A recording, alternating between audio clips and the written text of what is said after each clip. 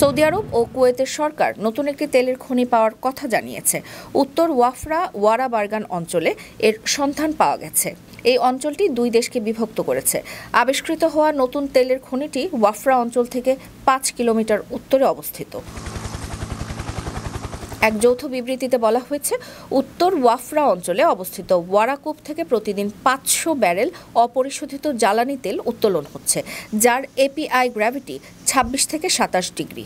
বিবৃতিতে আরও বলা হয়েছে, বিভক্ত অঞ্চলে এ ধরনের তেলের খনি আবিষ্কার এবারই প্রথম। এছাড়া কিছু সময় বিরতির পর ২০২০ সালের মাঝামাঝি সময় থেকে যৌথভাবে তেলের খনি আবিষ্কারে অনুসন্ধান চালিয়ে যাচ্ছে সৌদি আরব ও কুয়েত। এ ধরনের তেলের খনি আবিষ্কার কৌশলগতভাবে গুরুত্বপূর্ণ, কারণ এই খনি সৌদি আরব ও কুয়েতকে বিশ্বস্ত বৈশ্বিক জ্বালানি সরবরাহকারী হিসেবে প্রতিষ্ঠিত করতে সহায়তা করবে এবং যৌথভাবে তেল ক্ষেত্র অনুসন্ধান ও উৎপাদনে চলমান সক্ষমতাকেও ত্বরান্বিত করবে।